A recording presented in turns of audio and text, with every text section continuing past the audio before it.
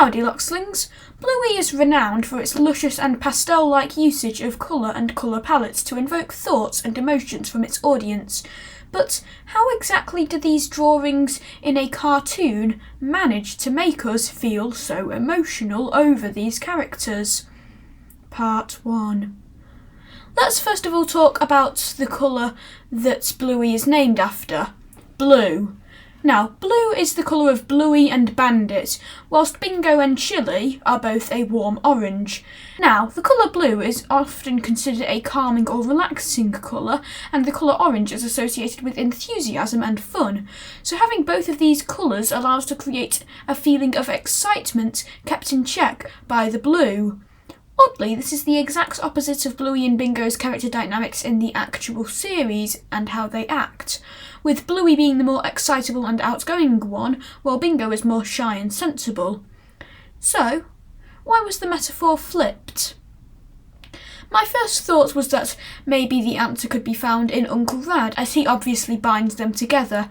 And hey, look, Frisky's a more calming orange, showing that she's similar to Bingo and relates to her, but pushed down some of that as she grew up, and when she reappears in a later episode she's wearing an orange-ish flower that shows her development.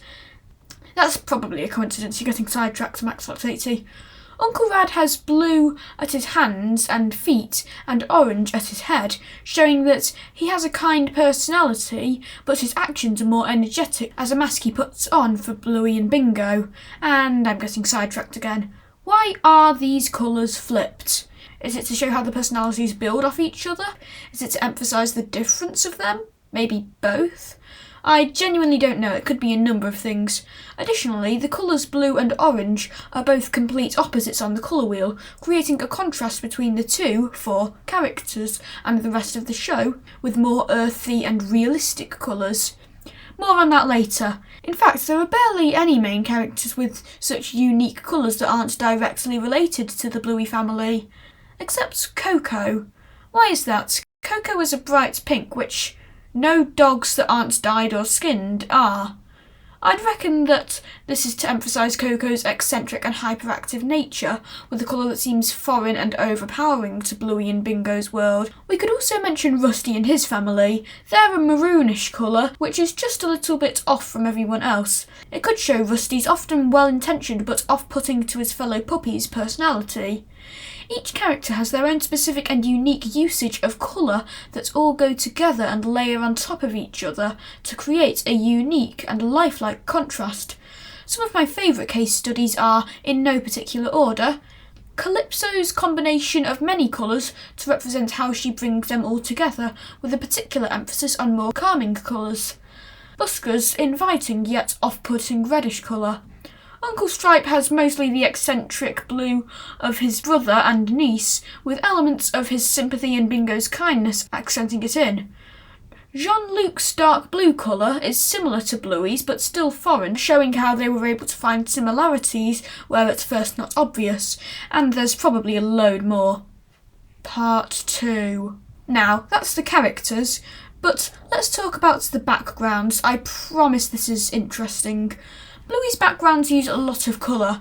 They're always a lot simpler than the foreground, that's how a background works, but in Bluey they also serve to build upon the metaphors instated by the characters, as backgrounds are specific to that moment, whereas character design doesn't frequently change. Part of the reason Bluey's backgrounds are considered so brilliant is because they push that nostalgic feeling. These backgrounds often have one consistent colour that paints the entire scene with an emotion, usually a cosy and warm colour. But if you just look at Sleepy Time, you'll see that they can be used to invoke many emotions, such as this cold, unsupported space background being contrasted with the warmth, comfort and support of Jupiter and the sun. Or in Creek, where Bluey is faced with a new environment, we see the colour green, a colour so common in Bluey that we're desensitised to it, but in a new context. It has so many shades and palettes made of this same colour, green. Okay, now as well as backgrounds forming their own metaphors, they can also work in conversation with the character colour scheme. Do you get it? No? Okay, here's a very simple example. In the episode The Beach, the background is beige and blue, which are the colours of Bluey and Chili, and the episode is about Bluey and Chili. Do you get it? Yeah, you get it.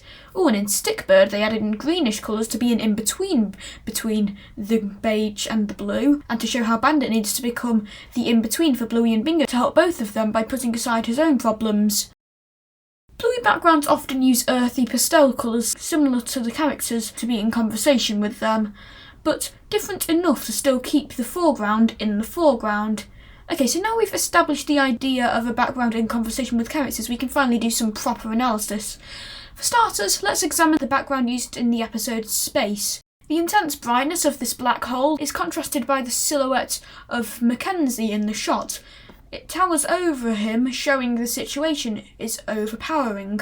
The light of the black hole completely surrounds Mackenzie too, adding to both of the previously mentioned elements. Now, let's look at the episode Sleepy Time again, because, like I mentioned earlier, we have the warmth of Jupiter and the sun, but the orange glow can also interact with Bingo's orange colour. In the scenes where she's alone, she's surrounded by harsh blues and blacks, which not only paint a feeling of loneliness, their colours also directly fight against Bingo's oranges and beiges.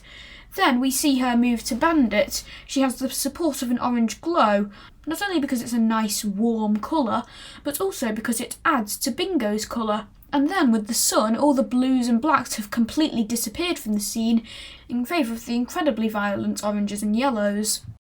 Okay, so we've talked about how backgrounds can paint an entire scene with an emotion metaphor or just work in conjunction with the character colour schemes, but what if we need something more dynamic? Part 4. That's what the foreground is for. For example, the episode The Decider forms thoughts and metaphors with its formation of uniforms. In the episode, Bluey's family are all wearing purple maroonish uniforms similar to Bluey and Bingo's orange, but still different from them. It's just enough to feel foreign to Bluey and Bingo and the Lucky family. It's a gritty maroony purpley colour contrasted by the fun pastels of Bluey and Bingo and even Chucky. We even get a more obvious version where Bluey stares confused at a maroon beef jerky, if you had a few too few brain cells to just read Bluey's emotion. And then she says, "I am on the purple team, even though I am blue. It is confusing." Just in case you couldn't mentally connect the beef jerky with Bandit. The purpley marooned, okay, there has to be a name for this colour. Coral tree. The coral tree colour artificially envelops this part of the scene with the objects and uniforms, whilst the nature is this austere, cool, inviting blueberry. And this colour map's actually really fun. Bluey's made out of gunpowder, and Bandit's nose is black can I say that? Anyway, this has a 3-layer metaphor. There's the background painting the entire scene with an emotion, then there's the foreground which contrasts the background's ideas and pre-established emotions, and then there's the characters which build on both of the previously established metaphors and kind of act as the link in between them. But we get a better metaphor if we instead just look at the perfected perspective of Chucky. So it begins with our 4 main couples. The previously mentioned reef shrub kind of corners, Chucky around this area. Despite being a minority of the screen, it's by far the most overpowering and attention-grabbing area. Now, you're this far into the video, you don't need me to tell you what the metaphor here is. Then we have the visible visual of the violent violet vintaging the background being washed out by this. It's just sitting there, calling Chucky, but being overpowered by the more aggressive colours. Then there's yellow, the colour of Chucky. The scene has highlights of yellow all across, almost as if the other colours disguise themselves as more friendly and inviting to Chucky, despite the sheer force of the colour yellow. Then there's green, which is just there for nice contrast, I'd imagine. As far as I can tell, it does nothing with the rest of the metaphor, which is fine. I'd still much rather have it here, as it manages to make the overall scene more balanced and digestible. Speaking of which, Janelle's scene is much less complicated, with these cool, calming blues and the greens, which is almost treated like a seasoning used in moderation to elevate the entirety of the image. That, along with maybe a few dulled and more genuine yellows, makes this side look much more enticing. And even in these shots, Look at the golden yellow radiating from the room and through the blue, standing out from the rest.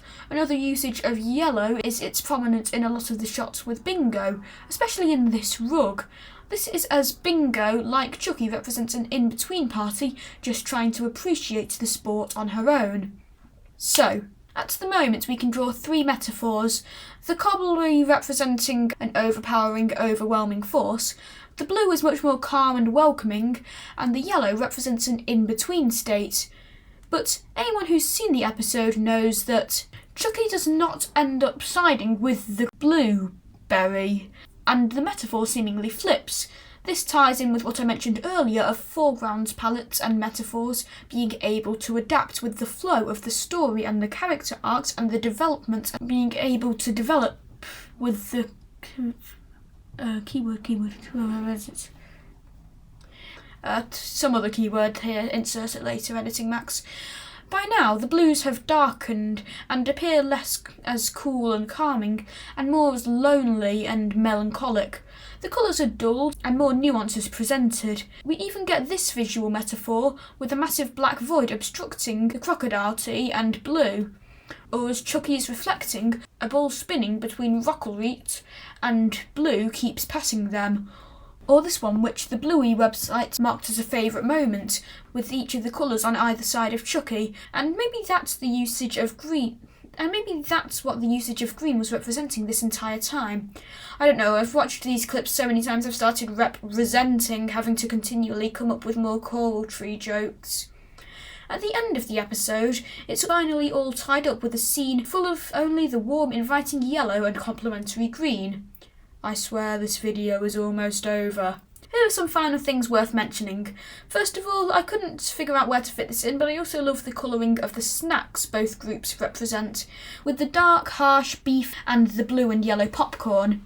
And then the pizza is a good example of an adapting foreground, as it shows a slightly more fun red and an inviting yellow, almost like it's merging these two colours in a much more natural way with the much more dulled and less overpowering vibrancy of the previous shots of here. The website also mentions the credits turning to maroon, which I think shows these animators really do put thought and consideration into things like these. So if we were to rank the Decider, as this video did kind of just turn out to be one big review for the Decider, I wouldn't put it as good as the Copycat nor Charades, but it's definitely still good. I just keep reviewing good episodes for some reason. Maybe it's because there aren't bad episodes of Bluey, who knows. Anyway, this video has definitely gone on for too long, so I'm going to wrap it up. How is colour used in Bluey? Very well.